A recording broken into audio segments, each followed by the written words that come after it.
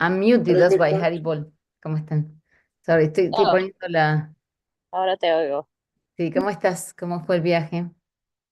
How was Good. the trip? Sorry, this is English, so... No, it's fine. It was good.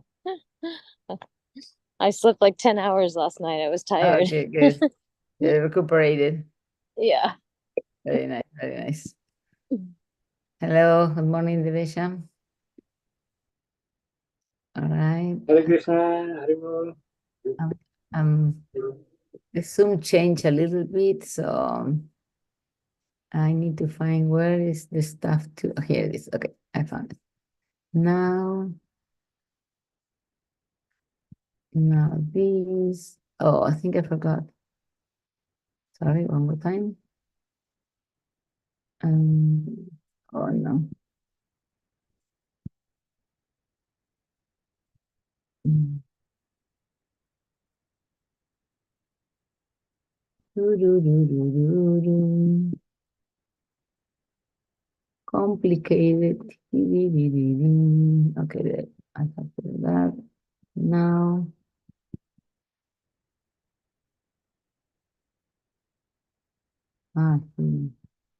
They change where all the buttons where they are located. So, okay, now I think it is working.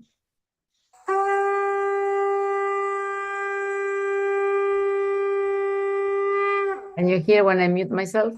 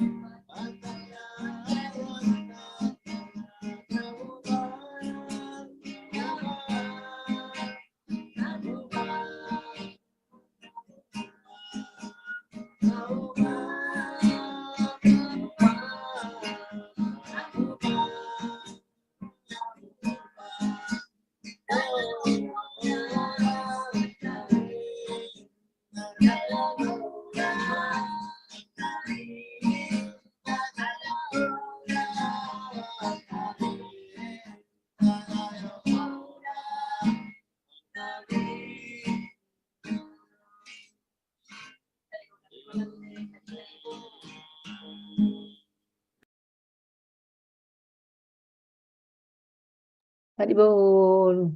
Good morning, Kairaba, Marisha, and Devesha. The whole team today. Hari, Hari. Barisha, are you ready to read? I saw you were with two cameras. I don't know what happened now. I see only one. I don't know what happened to Barisha. All right, so there you are. Okay. So we do the Om Namo, this one, and then the verse one today. Let's see with the, yeah, we read that one. Yes. Okay. It was long. I read it, not good. All right. So we start with that one. Okay. Om Namo Bhagavate Vasudevaya. Om Namo Bhagavate Vasudevaya. Om Namo Bhagavate Vasudevaya.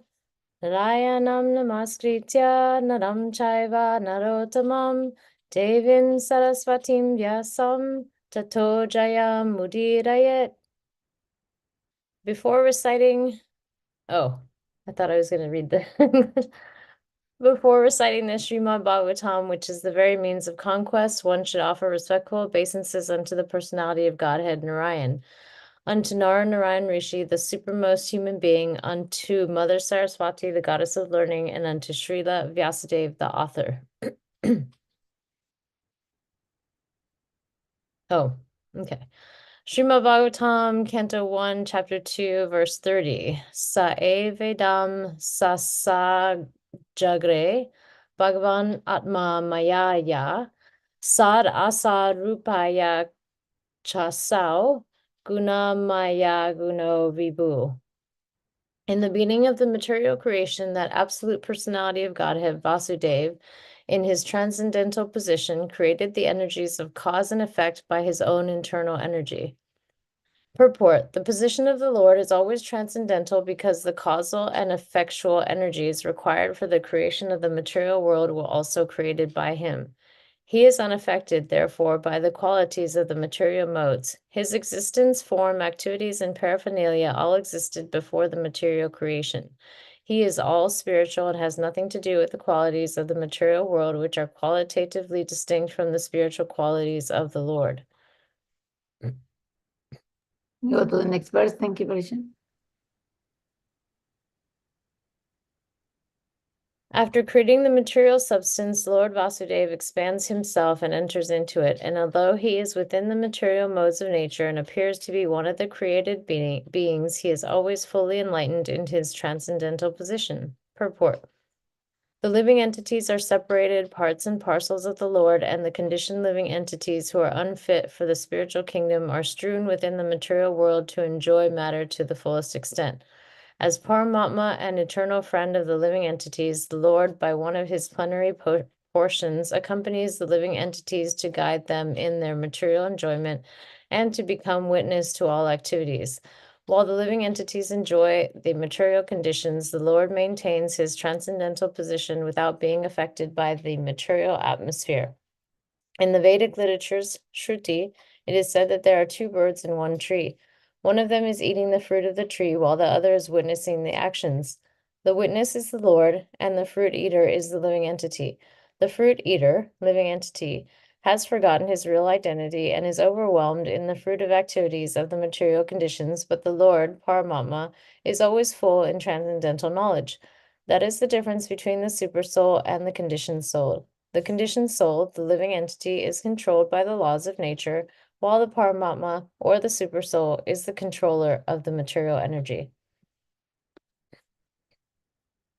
It made me think about this, the expansion, which is how do you expand yourself, But then if you think of the cell, how one cell becomes two cells, they expand and they expand and they expand, and then, there is an original cell who expands to another one. So we have in nature many ways to see the expansion, manifesting itself. So imagine, we cannot imagine, I cannot imagine Krishna manifesting, expanding like this for another thing.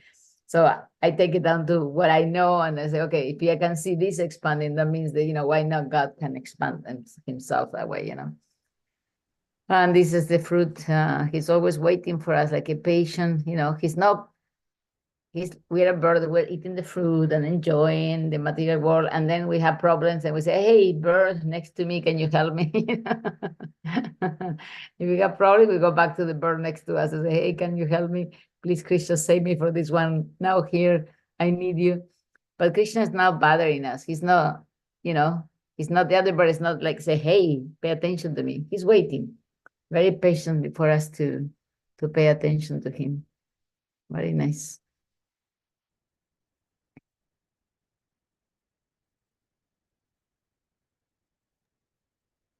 All right, next. The Lord, as super soul, pervades all things, just as fire permeates wood, and so he appears to be of many varieties, though he is the absolute one without a second. Purport: Lord Vasudeva, the Supreme Personality of Godhead, by one of his plenary parts, expands himself all over the material world, and his existence can be perceived even within the atomic energy. Matter, antimatter, proton, neutron, etc., are all different effects of the Paramatma feature of the Lord. As from wood, fire can be manifested, or as butter can be churned out of milk, so also the presence of the Lord as Paramatma can be felt by the process of legitimate hearing and chanting of the transcendental subjects, which are especially treated in the Vedic literatures like the Upanishads and Vedanta. Srimad Bhagavatam is the bona fide explanation of these Vedic literatures. The Lord can be realized through the oral reception of the transcendental message, and that is the only way to experience a transcendental subject. As fire is kindled from wood by another fire, the divine consciousness of man can similarly be kindled by another divine grace. His divine grace, the spiritual master, can kindle the spiritual fire from the wood-like living entity by imparting proper spiritual messages injected through the receptive ear. Therefore, one is required to approach the proper spiritual master with receptive ears only, and thus divine existence is gradually realized. The difference between animality and humanity lies in this process only. A human being can hear properly, whereas an animal cannot. This verse reminds me of when Lord Chaitanya was here.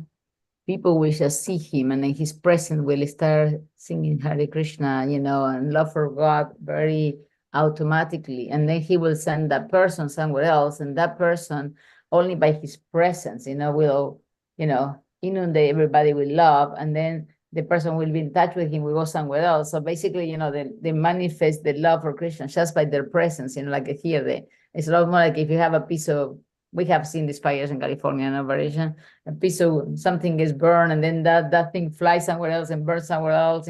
Is that burning is not a good analogy because it's destructive, but at the same time, we know that the potency can expand and manifest himself.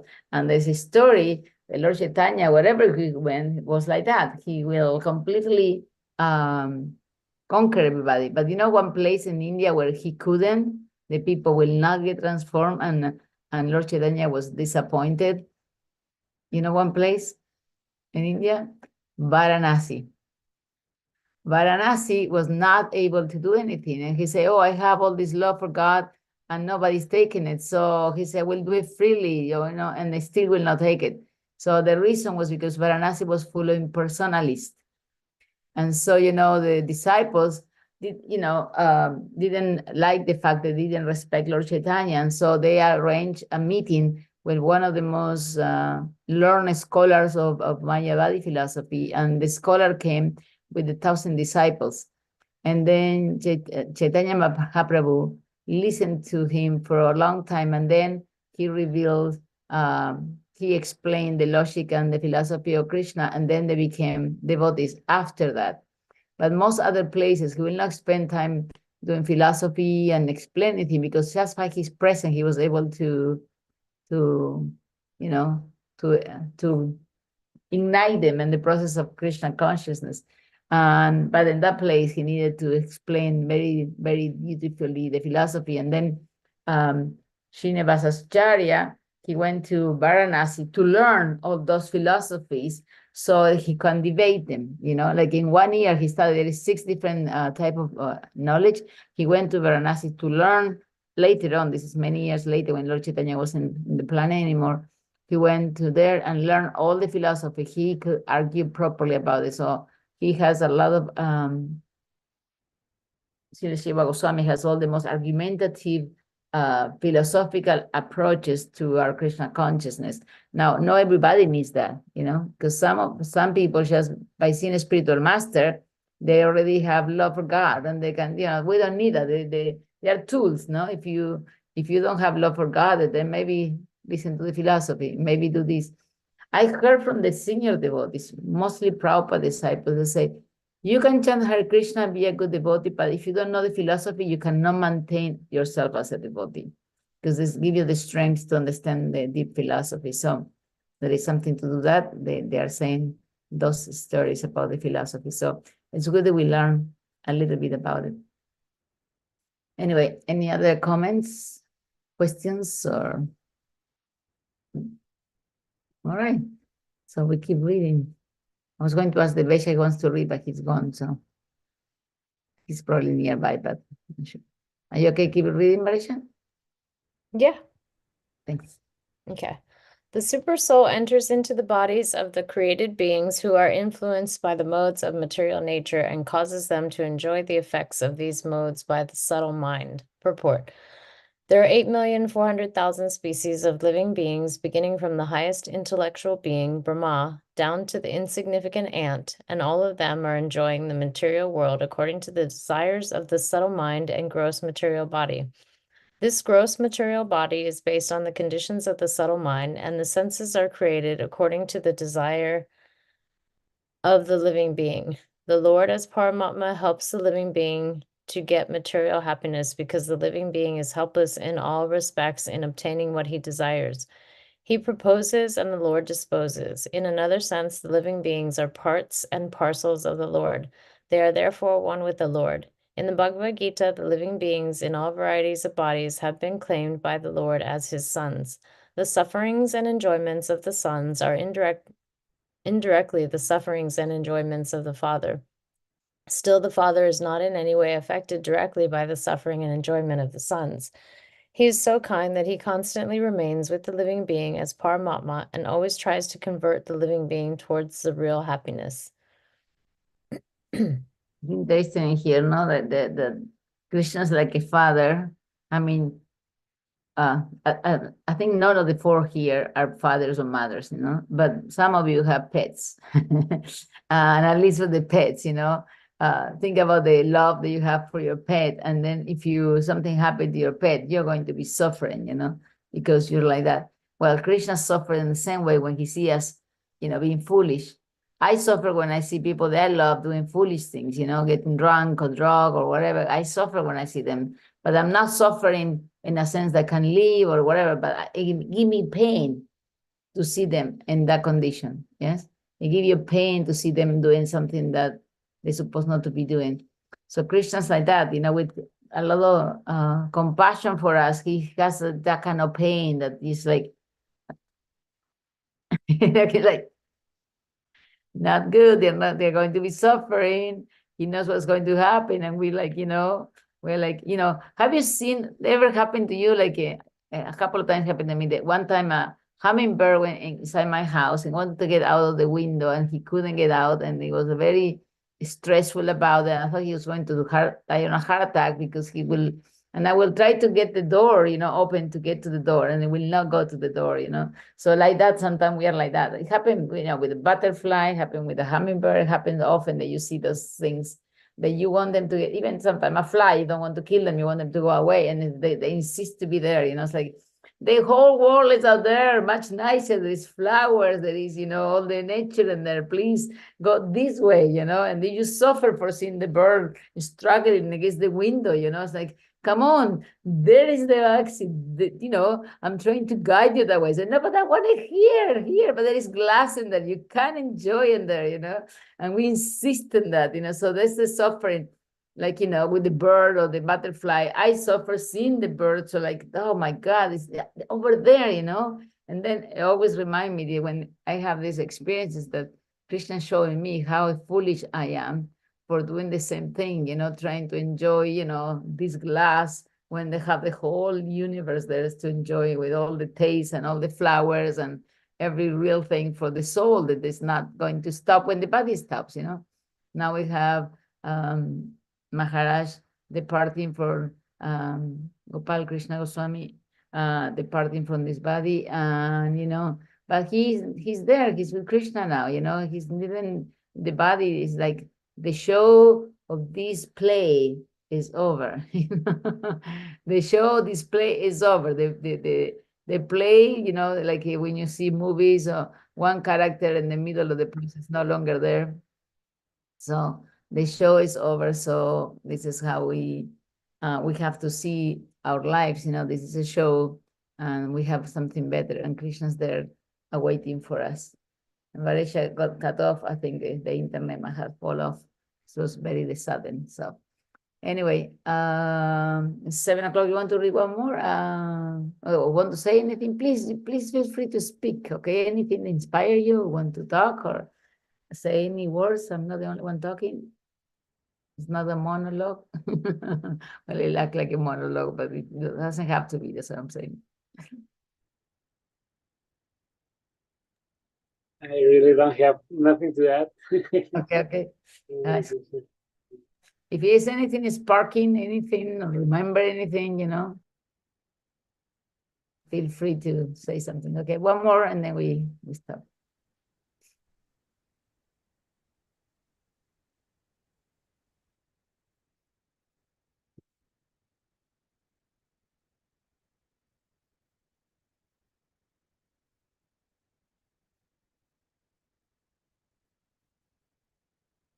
You trying to get to the phone division? To the computer? Yeah, got it. Do I read it? You do, but she says she has to leave at 7. Okay. Go ahead. Do I read it? Yes, please. Okay, sure. Bhavayati eshastatrena lokan vai loka bhavanaha lilavataranurato devatiryannaradadishu naradishu. Translation. Thus the Lord of the universes maintains all planets inhabited by demigods, men and lower animals assuming the roles of incarnations. He performs pastimes to reclaim those in the mode of pure goodness. Purport. There are innumerable material universes, and in each and every universe there are innumerable planets inhabited by different grades of living entities in different modes of nature. The Lord Vishnu incarnates himself in each and every one of them, and in each and every type of living society. He manifests his transcendental pastimes amongst them just to create the desire to go back to God. The Lord does not change his original transcendental position, but he appears to be differently manifested according to the particular time, circumstances, and society. Sometimes he incarnates himself or empowers a suitable living being to act for him, but in either case, the purpose is the same. The Lord wants the suffering living beings to go back home, back to God. The happiness which the living beings are hankering for is not to be found within any corner of the innumerable universes and material planets. The eternal happiness which the living being wants to be obtainable in the kingdom of God, but the forgetful living beings under the influence of material modes have no information of the kingdom of God.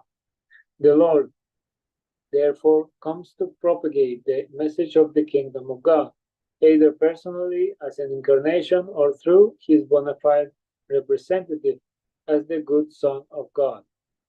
Such incarnations or sons of God, are not making propaganda for going back to Godhead, only within the human society. Their work is also going on in all types of societies, amongst demigods and those other than human beings. Thus end Bhaktivedanta purpose of the first canto, second chapter of Srimad Bhagavatam, entitled Divinity and the Divine Service. Hari, one chapter more, very nice. Thank you for reading. I didn't know they were reading the last chapter today. Very nice. Yeah. So here again, Prabhupada insists on the happiness of the living being every time. This is the mantra, You see, when you want to know the purpose of something, is knowing about God, who is He, who is now, how is not affected by the material nature, how is transcendental, how He spans Himself, all about Him, and also our happiness, our peacefulness. So it's like reiteration, no? It repeats itself, the same idea. And that's when you think something is important, they want to be the message. And if you hear Prabhupada's lectures on these topics, you can hear in his tone of voice, his love and his kindness and his really desire for people to stop suffering, He's very, very, very like, please take this love for God please come and serve yourself, take advantage of this beautiful form of Krishna. They have come here in the temple for you, and take it home and remember him, stuff like that. Everything with this love and compassion, Prabhupada was very compassionate to all of us. And he says here that sometimes he incarnates himself or empowers a suitable living being. We know that Prabhupada is a Satya Vesha Bhaktar, which means it's an empowered incarnation of Krishna. That's why he could do all the things he could do. No human being with material energy even, can do what Prabhupada did, And so many others are also empowered by Krishna. And Krishna's just waiting. He can empower us. He can empower us. He's just waiting to see if he empower us and we're going to become puffed up and completely think we are Krishna himself. We are not going to go back to Krishna. So he's not going to empower us unless we are humble enough to be able to manage that, no? So if you have, let's say, you have a lot of money, millions of dollars, and you have a child, and the child, you give the money, going to take drugs and destroy himself, you're not going to give the money. But if the son, you give the money and do charity and expand it and figure out how to help others, you say, oh, I have a good son. I could give him more because so with like that, Krishna's waiting for us and he's patient waiting. Doesn't have to be now, doesn't have to be in this life, whenever it is, he can empower us to be his instrument and help us to expand and bring peace to this world. When you look at the news, which I try to read every day, just a little bit to see what's going on in the world, not being a bubble. And it's like, imagine the people just transform their heart only by seeing your presence. Just by seeing your presence and love for God, they transform their heart. Will be nice, no? And we could do that. First, if we're pure, if Krishna empowers us and so on and so forth, we can bring light to so much darkness. There is so much darkness everywhere you look. In every corner there is darkness, and we have the knowledge, we can have the capacity to do that also if you so desire. Radhika Ramande asked him that the Bhagavatam, is illuminating like a sun. So if you give the Bhagavatam set to somebody, it will be illuminating, And then he said, but what happened if the Bhagavatam goes in the hands of somebody who's like drunk and have guns and, they're very degraded and they're with drugs and they hit each other and it's like really degraded, dark place. And the Bhagavatam gets to that house, Will that have an effect, because they're so covered, the Bhagavatam, how will it have an effect in there? And he said, like now here is not clouded, but been very days clouded here. And now the sun is very clear. So if in a house comes where it's clean, the Bhagavatam shines very clearly. When a house is very, with all these horrible dark things, is when the sun is there present under a big, thick cloud. Yes. But it still is not night. Even though there is a thick cloud and still you see the day. You can see the difference between the day and the night. So if the Bhagavatam is in the house of somebody like that, maybe like a thick cloud, but it still bring some light to whatever atmosphere it is. May not be the sun like freely fresh like that, So we have so many tools. We have books, we have, the mantra Hare Krishna, we have prasadam, we have so many things to give to people. We have the deities in the temple, they're beautiful. We have the kirtans, the dancing, we have so much we can give to people. And, everybody who touches a little bit of that, nectar, it has the potency to transform their lives. So it's up to you to try to give a little bit of something that we have in our hands, even though we may be ourselves still trying to get through the glass window in the material world. Still we have something we can give to others. And we know there is a door somewhere, like we say before, but sometimes it's harder to turn around in the highway and try to find that exit now. But anyway, so thank you for being here. I really like to read the Bhagavatam or listen. You guys read the Bhagavatam. And also every morning is like a good shower for me to come and listen to Garuda and Krishnananda singing. Eventually we can bend to us singing. So if you want to sing one day, the Vesha, the mantras, you are welcome, or Kairava, or Kairava is taking singing classes, so Kairava could sing for us. whenever you want to. I sing sometimes, but I don't sing very well either. So anyway, let's offer our respectful obeisances to all devotees, Vaishnavas of the Lord. They are like a desired trees, able to fulfill everyone's desires, and are full of compassion for the conditioned souls. Right?